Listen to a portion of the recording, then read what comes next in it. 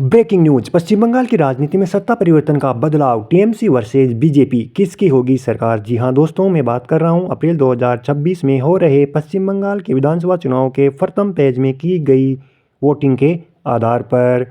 आज हम बात करेंगे पश्चिम बंगाल की विधानसभा के कुछ महत्वपूर्ण पर्सन, जिनमें फर्स्ट है कि पश्चिम बंगाल के प्रथम मनोनीत मुख्यमंत्री प्रफुल्ल चंद्र घोष थे, जिन्हें 15 अगस्त 1947 को मनोनीत किया गया।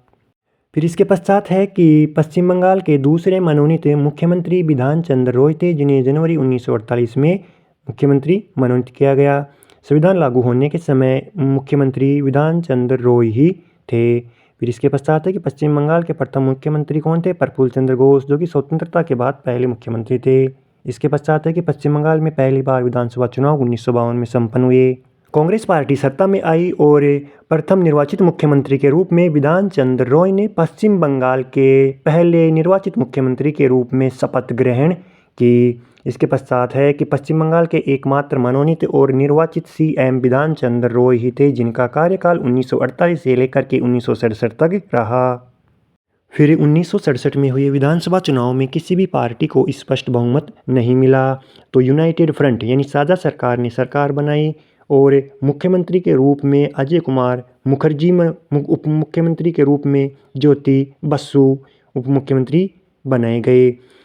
फिर है कि ये पश्चिम बंगाल की राजनीति का सबसे बुरा दौर माना जाता है। क्यों? क्योंकि इसमें 3 बार विधानसभा चुनाव हुए, 4 बार गठबंधन के द्वारा सरकारें बनाई गई और इस छोटे से कार्यकाल के दौरान ही 3 बार राष्ट्रपति शासनकाल लगाया गया।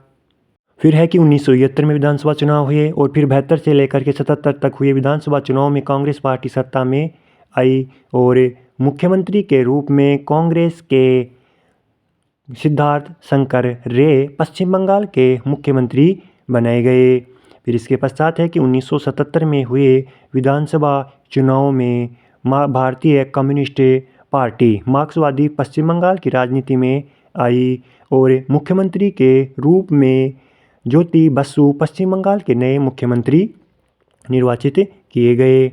फिर इसके पश्चात में है कि ज्योति बसु को पश्चिम बंगाल के लौह पुरुष के रूप में भी जाना जाता है, जिनका कार्यकाल 1977 से लेकर के 2000 तक रहा। इनके कार्यकाल के दौरान सबसे बड़ी उपलब्धि थी कि 1982 के विधानसभा चुनाव में 20% की वृद्धि हुई। फिर इसके पश्चात है कि 2001 से लेकर के 2011 तक पश्चिम बंगाल के मुख्यमंत्री बुद्धादेव भट्टाचार्य थे, जिनकी पार्टी का नाम भी भारतीय कम्युनिस्ट पार्टी मार्क्सवादी ही थी। फिर है कि 2011 के विधानसभा चुनाव में टीएमसी पार्टी सत्ता में आई और ममता बनर्जी पश्चिम बंगाल की पहली महिला मुख्यमंत्री बनी। फिर है जिनका कार्यकाल 2011 से लेकर के 2026 तक है। नेक्स्ट है कि 1952 से लेकर के मार्च 2026 तक पश्चिम बंगाल में 17 विधानसभा चुनाव हो चुके हैं और अप्रैल 2026 में होने वाले विधानसभा चुनाव 18 विधानसभा चुनाव होंगे। Thank you.